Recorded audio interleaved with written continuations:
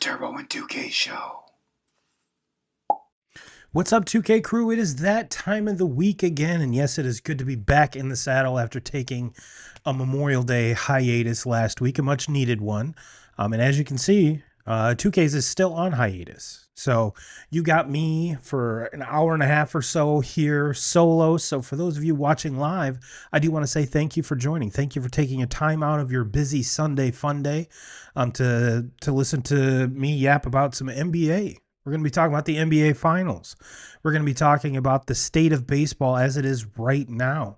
And I'm going to tell you about next week's show, because next week's show is going to be, if you like this week, you're going to love next week. I can just guarantee it, because we're going to dive into something that all of the cool kids are doing. All of the big time baseball podcasts is their all quarter century team. So we'll be putting together, 2Ks and I will both be putting together our quarter century baseball team, for those of you that don't know what that means, from the year 2000 until now. So if that's in your wheelhouse, then we will be itching or scratching that itch next week. But this week, like I said, we're going to be talking about a little bit of baseball, a little bit of NBA. But before we get, excuse me, before we get any further into this, do you want to give a big shout out to the Marcellus Wildcat varsity baseball team? I believe they got to the conference finals and fell short, but hell of a season, boys. For those of you that are returning, perfect opportunity to kind of take this, learn, and be even better next year. And big shout out to Coach Hudson and the crew. Hell of a job, boys. Cannot wait to see what you guys have in store for next year. But before we do that, for those of you that are watching, thank you. Like I said, thank you over on Twitter, over on Facebook, over on YouTube. And for those of you that are listening, the audio side, the OGs, whether you have us in your ears driving or if you're on the treadmill, thank you so much. You guys and gals, the 2K crew, you guys are awesome. You guys are awesome.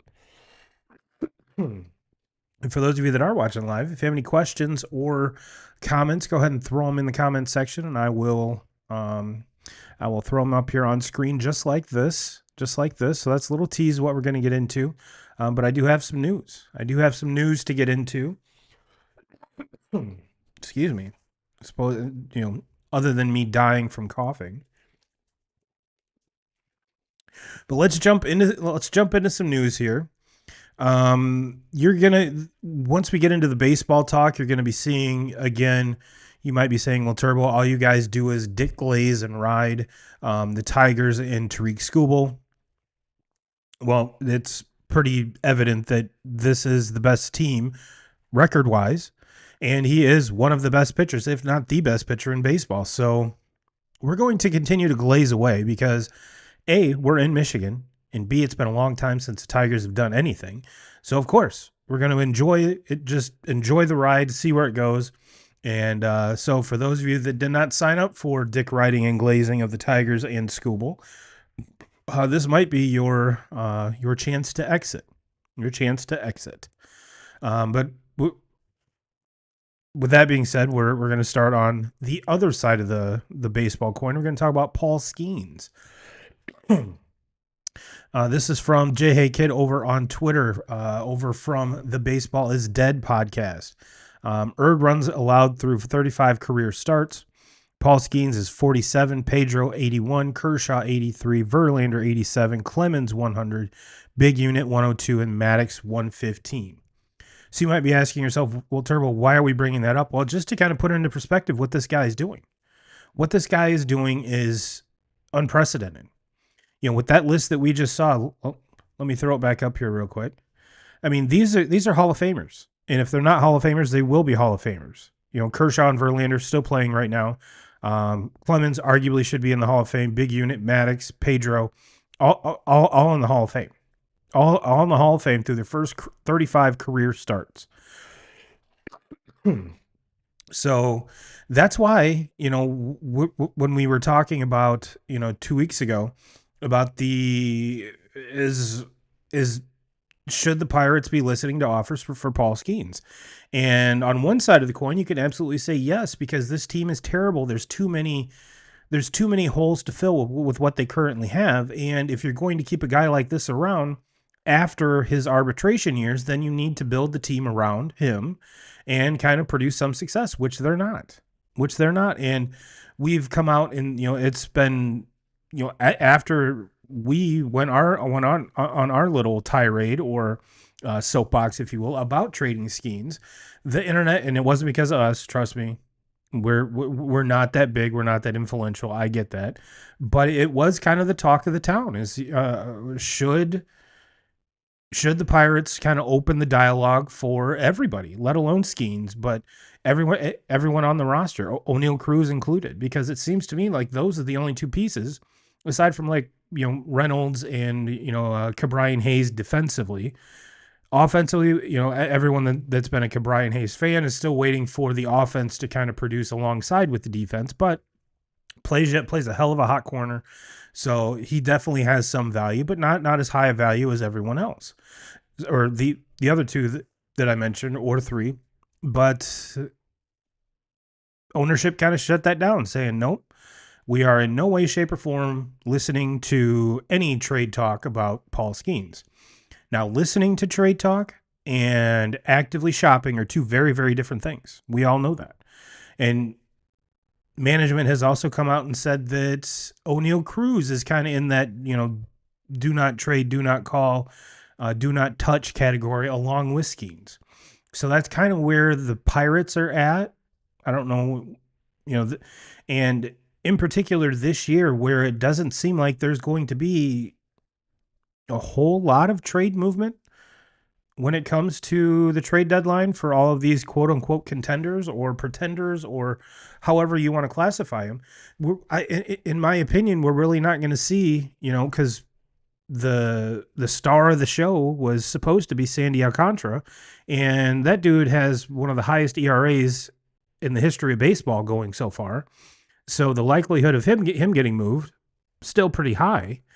But if you're the Marlins, you're going to have to eat a lot of that contract, and the prospect haul that you were hoping to receive has gone down substantially because this dude cannot find it. And yes, you might be saying to yourself, well, he's coming off major surgery. I get that. But having an almost 9 or 10 ERA through 11 starts is kind of ridiculous.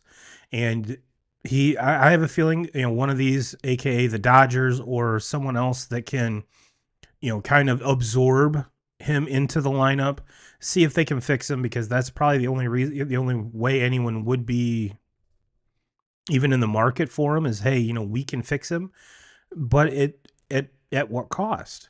And kind of position players. I mean, even Luis Robert was kind of the key piece on that side of the ball, and he hasn't really produced.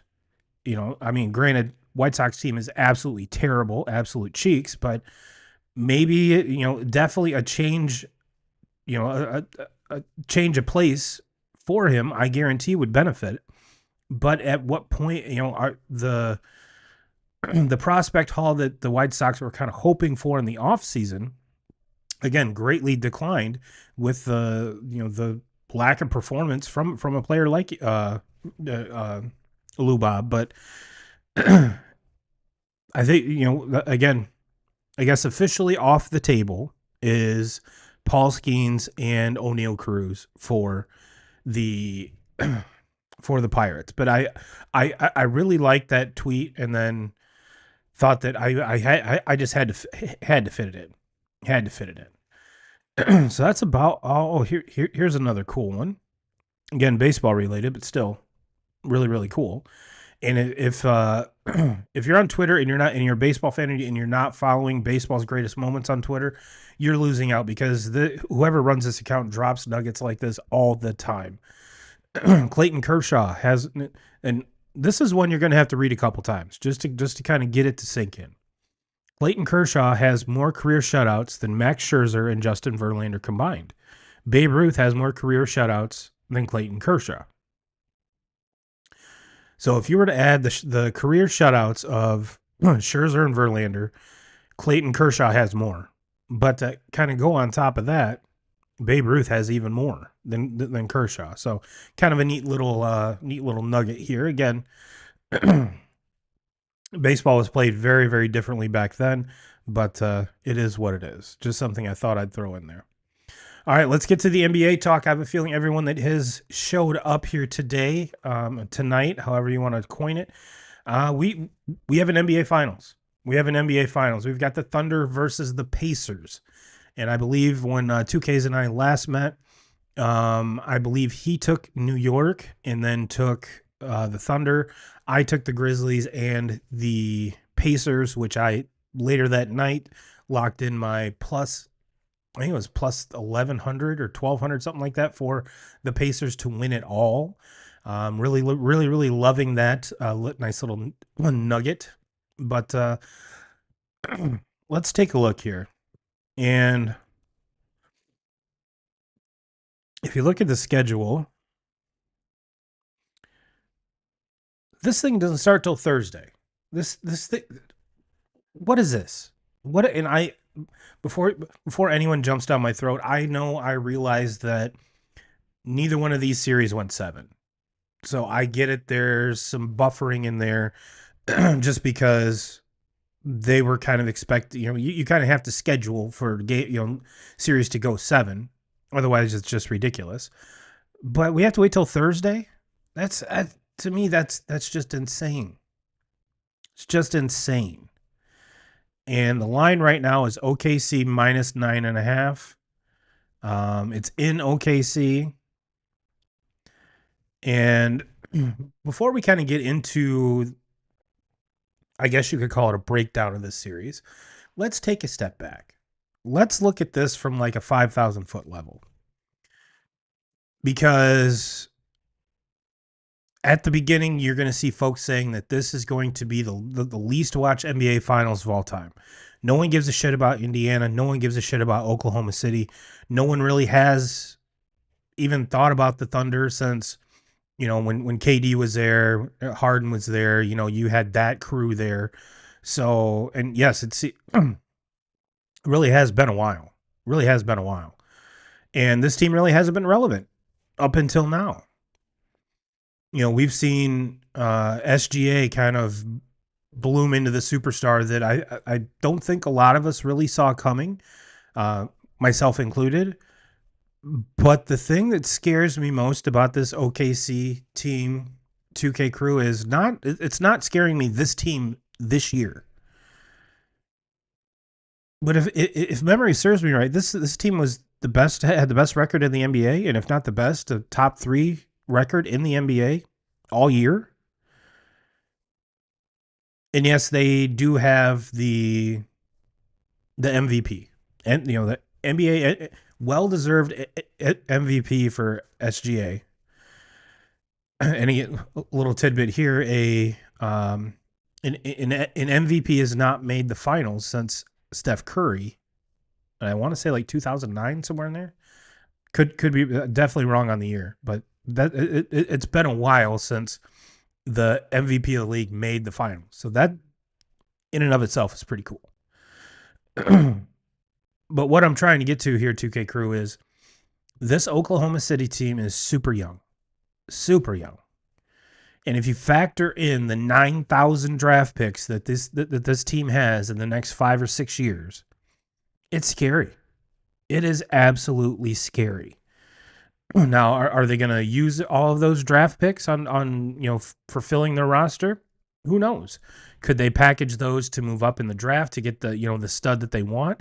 I think that's a little bit more realistic, but even then, they have a bazillion draft picks. So what if we took 2 seconds and said, okay, this OKC team is this good right now, and in all actuality, this could be the worst OKC team we're going to see in a decade. This has all of the workings to be another kind of Golden State-esque run here. Granted, players are different. I get that. But just that aura that this same kind of nucleus could make a run of, 6 out of 10 years in the finals. I could totally see that. I could 100% see that from this team if they use the draft picks correctly, if they use free agency correctly. This could be, prior to this year or last year, OKC really wasn't a destination for free agents, but now with all the firepower they have now, and they're favored by almost 10. Granted, I know it's at home. They're favored by almost 10 points in an NBA Finals game. And if this is going to be quote unquote the worst version of this OKC team that we're going to see, boy oh boy, NBA fans, now if you're an OKC fan, you love this. You love every minute of it. But don't count the Pacers out. Do not count these Pacers out. It seems like everyone is counting them out for the whole playoffs. And yes, as we kind of went through 2 weeks ago, a lot of fortunate things had to happen for the Pacers to get to this point. I completely understand that. But we can't take away the fact that they're here. And they have a superstar in Tyrese Halliburton that is showing up and showing out and just being an amazing player. And coaching wise, coached very well. So I for one am very, very excited to get this series underway. And again, for whatever reason, they play Thursday, June 5th, Sunday, June 8th, and then they don't play again until Wednesday, June 11th. Come on, NBA. We got to be better than that. We have to be better than that. So you go Thursday, Friday, Saturday, game on Sunday. Sunday, Monday, Tuesday, game on Wednesday. And between Thursday and Sunday, no one travels. You don't have to have a travel day built in there. Come on. We need to be better. That game needs to be at least on Saturday. You might be saying, well, Turbo, NBA, they're all doing this load management bullshit. I get that. And that's one of the major reasons why you lose fans like me, is because of these playoffs they've been going for like 3 months. And it's too long. It's too drawn out. And I know that OKC, in particular, SGA has caused a lot of hatred in how he draws fouls and plays. And again, that just adds to the fact that, I don't know, you kind of lose me. And I kind of poke in every once in a while, but you're definitely not going to get me if this series goes 7, which would be completely awesome. You might get me. I might watch 3 games, but not whole games.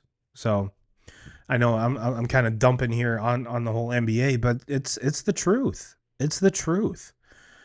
But what I want you to leave here with after this NBA talk is this OKC team. Like I said, if the front office does this right, we could be seeing this OKC team making 6, 7, 8 out of the next 10 NBA finals out of the West. And we all know the West is the harder conference compared to the East. And then next year, after this year, we're going to see everything in flux. Most every podcast that I listen to are kind of expecting, players like Giannis to be traded. What are they going to do in Boston with that roster? It seems like that Celtics roster, once they were done in these playoffs, that's the last time we're ever going to see this team assembled, just because of the luxury tax and everything else. What is everything going to look like? I have a feeling the Lakers are going to be super active, kind of getting the feeling that this is LeBron's last season, but you never know with LeBron. And to kind of help fill the gaps that remain in that team so that they can be more competitive moving forward. What are the Warriors going to look like? I know we talked about last time. How much more in the tank does Steph have? It's going to be tough for them to keep. They pretty much, there's only 2 guys left from that run. But I think OKC right now, with all of the unknown moving forward next season, I think I think OKC and Indiana both these teams are set and primed and ready to make another run for it. If not next year, for the next 3 or 4 years. So for those of you that are saying that this is going to be a very boring, no one's going to watch NBA Finals, and you're saying the NBA is going to lose so much money with these two teams in it, who cares? Who cares? It's not your money. It's not my money. It's the NBA's money. Last I checked, the NBA makes a lot of money. So if they don't every year get the quote unquote prime matchup in the finals, it's okay. Fans, calm down. Calm down. It'll be fine. And I think too, you're going to find a lot of fans like myself be more apt to watch a matchup with these two types of teams, just because they haven't won. We're used to growing up. Especially when I was in my 20s, it was Kobe every year, then LeBron every year, and it seemed like, okay, can we get some new blood here in the finals? Well, 2K Crew, we have it. We have it. And everyone's poo-pooing on it. Everyone's saying no one's going to watch it. Well, for those of you that saying that no one's going to watch it, are you? Are you going to be watching it? I was going to say I'll give you my pick right now. I'm taking Indiana in 7. But it wouldn't shock me if OKC wraps this up in 5. So, you want my official pick? Indiana in 7.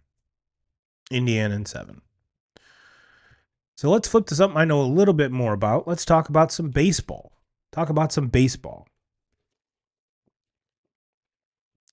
As we sit here, the Yankees are playing the Dodgers in Dodger Stadium. Yankees up 4-1. Yamamoto has not had a great go at it. He has not had his normal control, his normal stuff. But with that Dodgers roster, 3 runs is nothing. So kind of keep you up to date when it comes to that. But let's get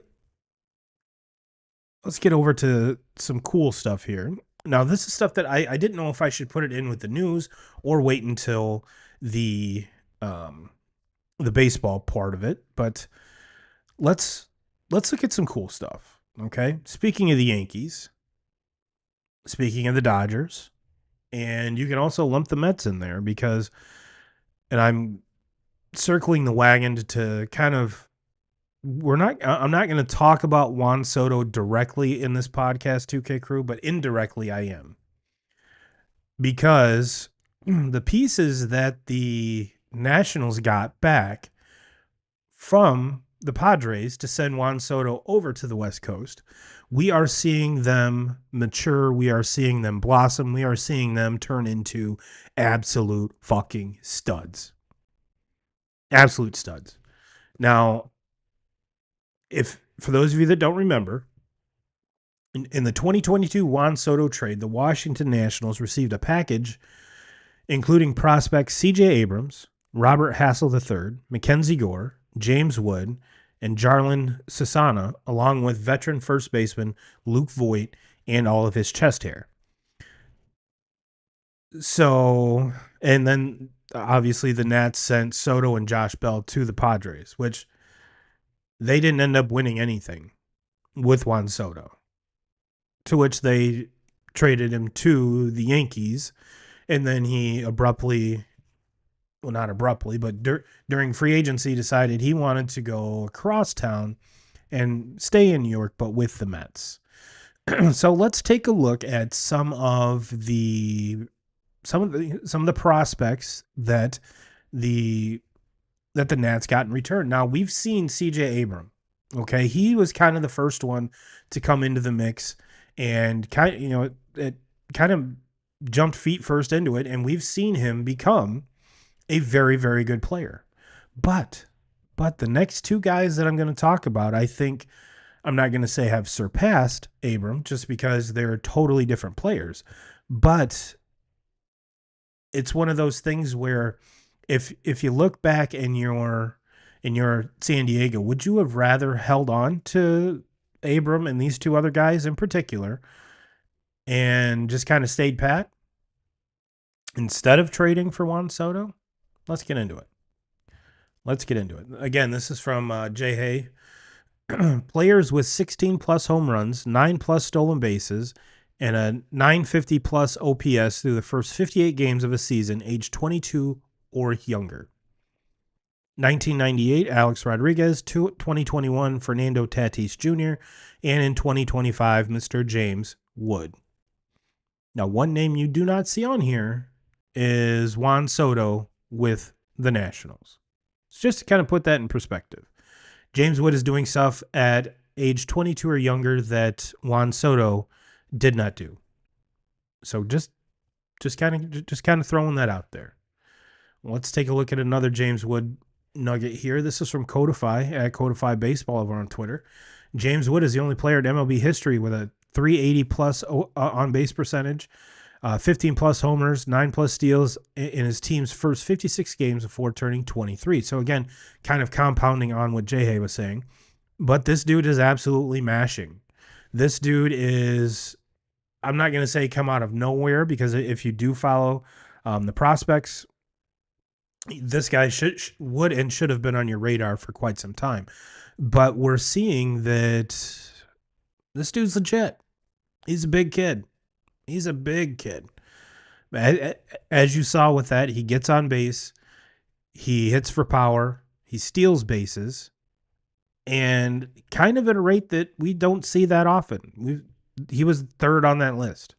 Third. Behind A-Rod and Tatis Jr. So it doesn't happen that often. And add salt to the wound. Like I said, we did not see Juan Soto's name on Jay Hay's tweet. We did not see his name. So again, James Wood is doing something that Juan Soto did not do. Another guy involved in that trade. This is from Just Baseball. The highest K per 9 by a starting pitcher in a single season in Nationals history is 2019 Max Scherzer at 12.69. Mackenzie Gore is currently at 13.30. Fun fact, Mackenzie Gore was the first pitcher to 100 strikeouts for any pitcher in the majors this year. Now, when it comes to Gore, we did see him up with the Padres. He was kind of up and down. He was a very highly touted prospect when it did come to the Padres organization, but he was, I don't know if he was rushed up, but he'd have a couple good starts and a couple really bad ones. So to see him kind of put it all together, change of scenery probably didn't hurt, because when he was there was kind of like the crazy time when it was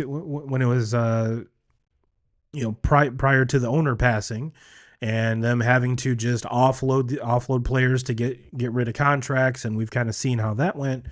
And so the getting has been good for Mackenzie, and he has just been outstanding.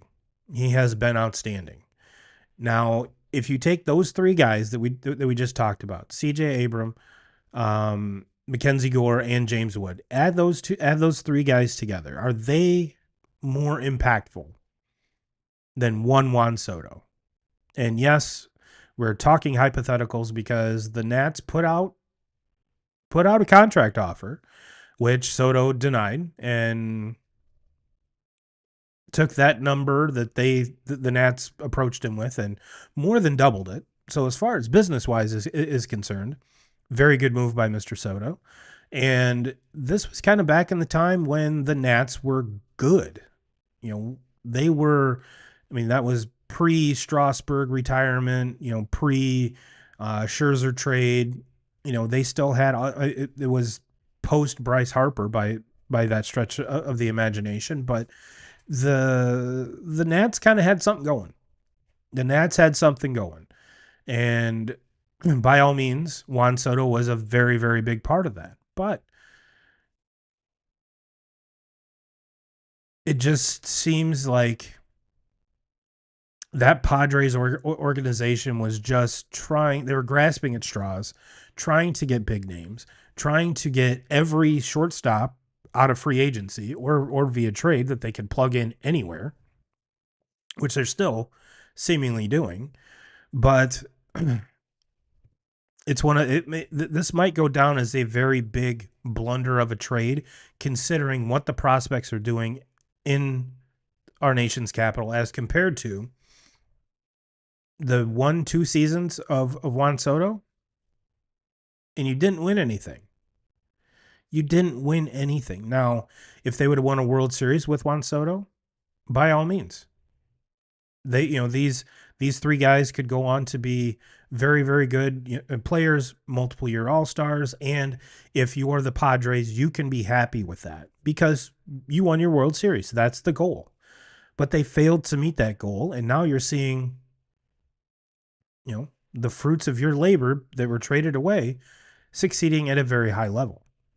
So I'm not saying it's sour grapes, but it kind of is. It kind of is. So let's take a peek here as we as we sit here. Yankees sit atop the AL East. They have a 5-game lead over the Blue Jays, 6-game lead over the Rays, 8-game lead over the Red Sox, and a 13.5-game lead over the Orioles. Now you're going to see that this is the biggest. Oh, it was. The Tigers lead the Central. They're 5 games up on the Guardians. Mariners lead the Astros by half a game. Rangers by 4. Angels by 6. A's by 10. The Mets sit atop the NL East by 1 game of the Phillies. 9 games back are the Nats. 9.5 by the Braves. And 13 by the Marlins. Cubs sit atop the NL Central by 4 games over the Cardinals, 5.5 ahead of the Brewers, 8.5 ahead of the Reds, and 15 games ahead of the Pirates. Like we talked about, Pirates. And those Dodgers that we talked about are leading the NL West. They're ahead of the Padres by 3 games, Giants by 3.5. Arizona by 8.5, and the Rockies, who still haven't hit double-digit wins, they are currently 27.5 games back. Let that sink in a little bit. They're 3.5 or 3 times as many games back in the standings as wins that they have. They have a run differential of minus 185. We were talking about, going back 2 years. The A's were doing their thing and being the worst team in baseball history. Then the White Sox last year kind of said, nope, that's us. Right here, that's us. And the Rockies said, hold on.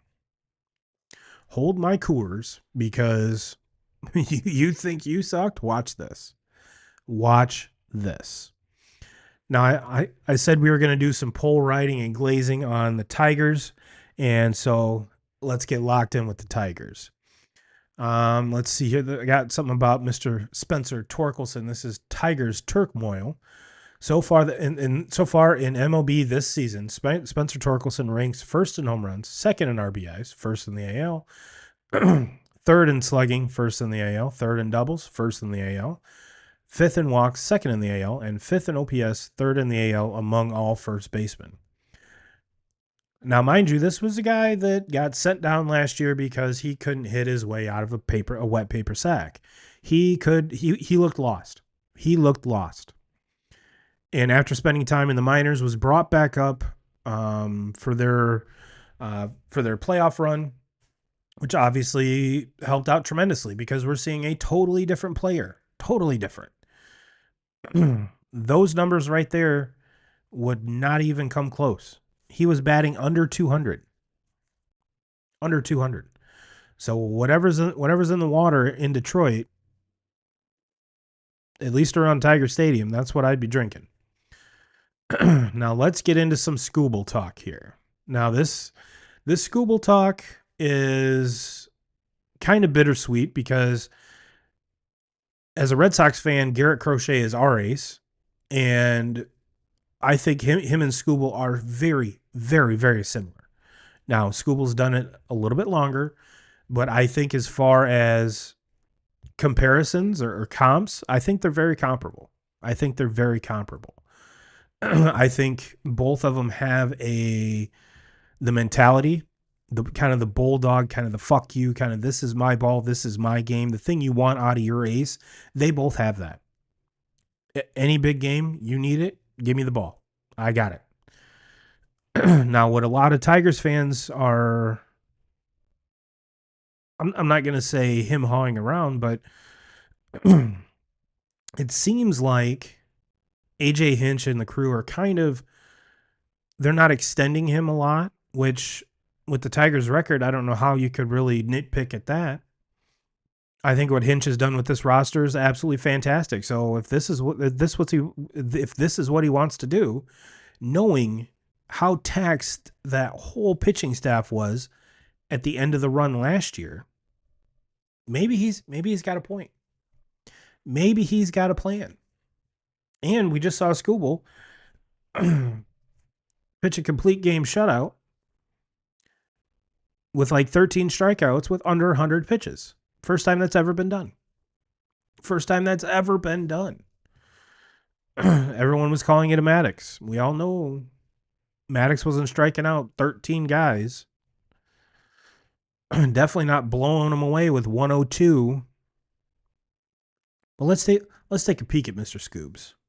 Again, this is from our boy Jay Hay. Tariq Skubal is the fourth left-handed pitcher to have 59 plus strikeouts in a single May, joining Chris Sale in 2018 and 2019, Clayton Kershaw in 2016, and the big unit Randy Johnson in 95, 2000, and 2001. Well, let's keep on going this dick ride here. This is Woodward Sports Network.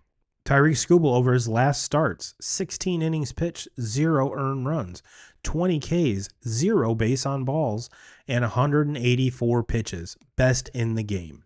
Now that right there, 2K crew, that is what separates Tariq Skubal from the rest of the pitchers in baseball. 0 walks. Let me see here. Now that I'm thinking about it, let's see how many walks he has on the season, because I would be blown away pitching. Tariq Skubal, in 12 starts, 7 quality starts, has a 5-2 record, 75 and 2/3 innings pitched, 53 hits, 19 earned runs, 6 home runs, 7 walks, to 99 strikeouts. Which, for those of you keeping track at home, that's 11.8 K per 9. And just so far this season, in 12 starts, has a 2.8 WAR, which is obscene, with an ERA of 2.26. 2.26. Now, I said that I'm kind of curious to see, and if I was any good at this, I would have had these numbers already brought up, but I don't. So let's take a look at Garrett Crochet. Crochet has 13 games started, 8 quality starts, has a record of 5-4 because the Red Sox cannot score when he pitches. Has 82 innings pitched, 61 hits, 18 earned runs, 7 home runs, 26 walks, 101 Ks. And for those of you keeping track at home, that is an 11.1 K per 9. And he himself has acquired 2.4 WAR with an ERA of 1.98. So again, like I said, very, very similar stats. And I have a feeling that because both of them are in the American League, we're going to see these comparisons a lot. We're going to see these comparisons a ton, just because they're both very special. They are both so good at what they do. So good that Justin Verlander has kind of weighed in on what he thinks of Mr. Skubal. This is from, again, Woodward Sports Network. Justin Verlander is a fan of what he's seeing from Tariq Skubal. And in quotes, "I'm the Tigers. I've got the best pitcher in baseball. I want that motherfucker out there as long as possible. Ride that horse." JV, I could not agree with you more. Could not agree with you more. The Tigers have the best pitcher in baseball, the best pitcher on the planet. And yes, you could argue, like I mentioned, we talked about Paul Skeens. Paul Skeens is very good. I still have to put Skubal above Skeens right now. We've talked about Garrett Crochet. Skubal gets the nod over Crochet in my book as it is right now, June 1st, 2025. Those two are going to be neck and neck here in the next year and a half. You're going to see, and Skeens as well. You're going to see him take another step and become scaringly even better. But the one thing for a manager that is absolutely key, is absolute just luxury, is like when Verlander was with the Tigers. You can pencil him in for 7, 8, probably even 9. He's going to give you complete games along the way. He's going to give you everything he's got. And again, both of those dudes can hose it out at 102 in the eighth, in the ninth. As someone who watched a lot of Tigers games when JV was doing his thing, we saw it all the time, and we're seeing it with Skubal now. And as a manager, when you know that you have a horse like that, we saw Garrett Crochet do that today. Go 7 innings, and in the bottom of the 7th, struck out the side. And for, again, a team like the Red Sox, whose bullpen has been taxed already to the fullest this season, when you have a guy like that where you can give the vast majority of the bullpen off, and basically an off day, that's awesome. You're resetting and reshuffling, so the next, when it comes to the next game, you have all of these fresh arms instead of having 2 or 3 extra guys, or 4, that were taxed the day before. And as someone in the bullpen, you're like, yep, that's our guy. That's our guy. I don't even need to bring my glove to the bullpen. I can just sit here and watch and have a great, great Sunday. And that has to be one of the biggest advantages in baseball. Just because as baseball fans, we know that 100 pitches, that whatever, that seems to be the threshold. We don't see guys go much over 100 pitches these days, which is fine. But with the velocity where it is, with everyone looking at spin and everyone's elbows exploding, I get it. I would be a little cautious, especially if I have a guy like Crochet, like Skeens, and like Skubal, and that could be faces of my franchise for many years, and take the ball every 5th day and be like, you know what? This is my game. This is my ball. This is my mound. Get out of here. I got this. So I get the let's try to save them from themselves. But what we've seen, like with Justin Verlander, let him eat. Let him eat. Tariq Skubal and Crochet, let him eat. Physically, these guys are huge. Huge. Skeens is also a very large human being. And when it comes to him, I've never seen anyone throw 100 and look like it's playing catch. I mean, the dude throws it effortless. Now, again, what the Tigers have going is they have a very good team. A very good team. The Red Sox are a team that haven't figured anything out so far. The only thing they have figured out is they have their ace. But like I mentioned, they don't score a whole lot of runs when their ace is on the mound. They scored 3 in the first inning and did not score again. And if Alex Cora would have pulled Crochet in like the 5th or 6th, that game probably is over, because the bullpen, like I said, is taxed beyond belief. And the Pirates are the Pirates. Pirates are the Pirates. What we're seeing with Paul Skeens is what we saw with DeGrom in New York, where DeGrom would lose 2-1, 1-0, 2-0, 3-1. he got no run support. Wasn't it like 20 plus games that he went where he didn't allow over 2 runs and only won like 3 games? Or am I just making that up? It seems like that. I remember that stat because we were doing the podcast back then and just in awe of A, how good this guy is and was, and B, how terrible that New York offense was. Now, remember back, let's hop in the hot tub time machine and go back to when DeGrom was doing his thing in New York. That pitching staff was loaded. Harvey, Syndergaard, Steven Matz, and DeGrom. And it seemed like, Harvey got all, he was the Dark Knight. Then you had Noah Syndergaard with, Thor.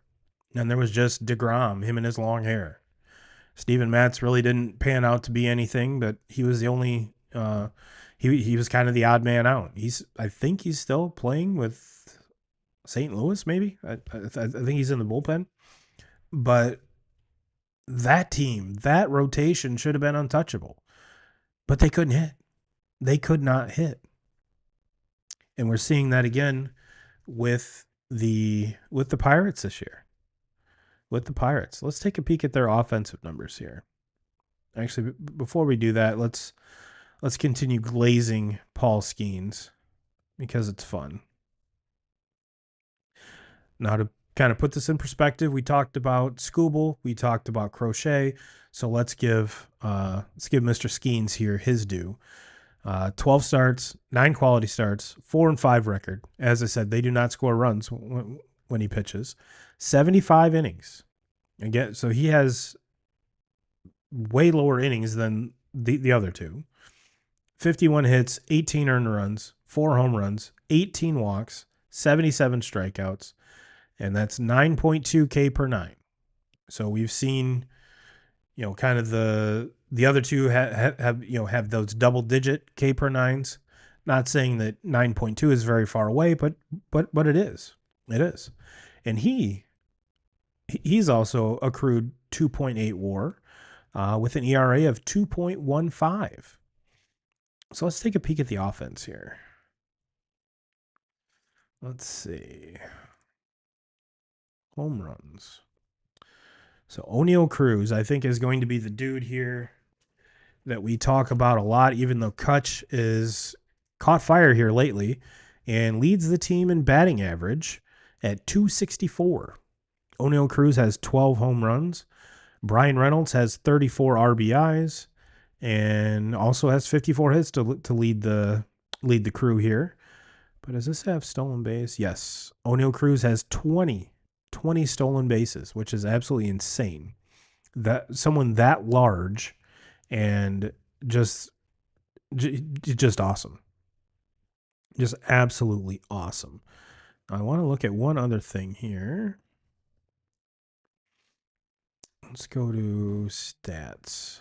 Where does O'Neal Cruz rank in stolen bases?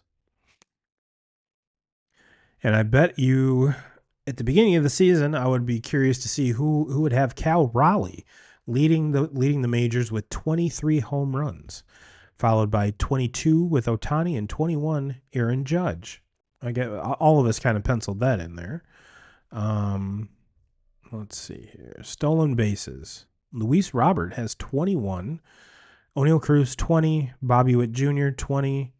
Jose Cabarro, who I think he's the one that just got sent down for Tampa, and Chandler Simpson. Oh, it had to be Chandler Simpson got sent down. Where does Ellie fit in here?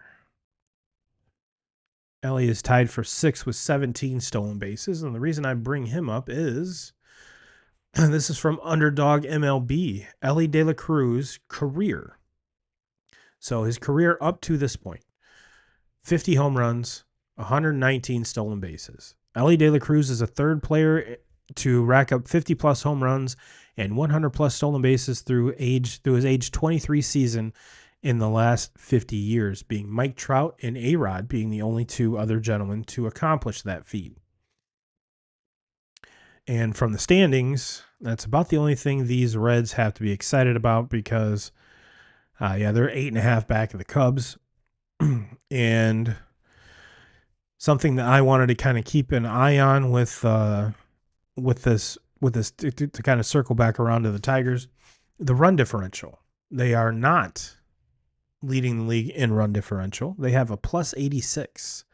That crown belongs on the north side with the Chicago Cubs. They are plus 97, 8-2 in their last 10. Cubbies swinging a hot bat, followed closely by the Yankees at 94 and Dodgers at 84. So trailing there a little bit, but nonetheless, the Tigers have a plus 86 run differential. Nothing to scoff at. Nothing to scoff at all.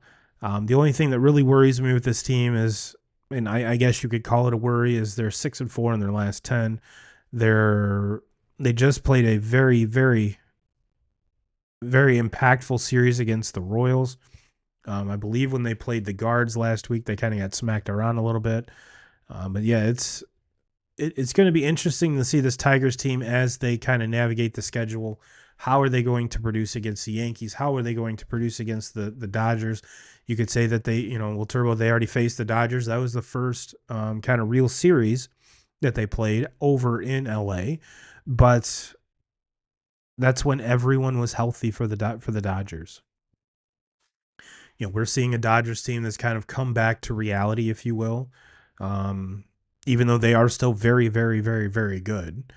And the stat that was thrown around is that, especially for this Yankees-Dodgers series, is that the Dodgers, yes, we all know, have the 3 MVPs in Mookie, Freddie, and Ohtani.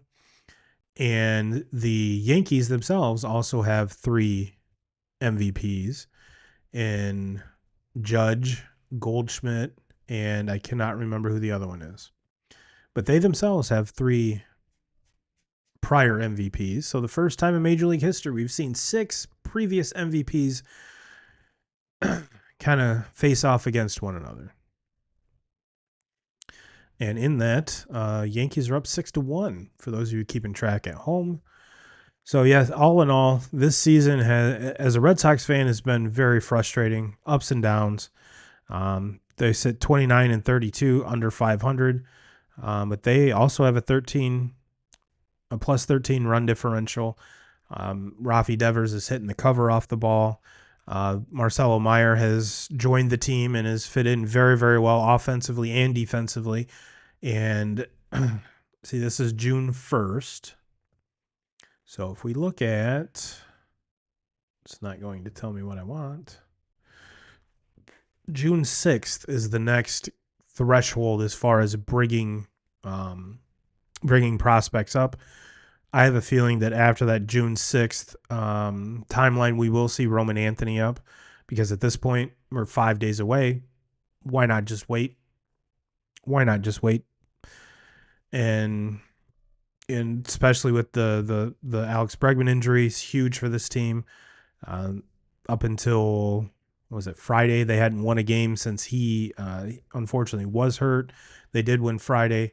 They won today, taking the series from the Braves, who have a very similar record as the Red Sox. Same run differential.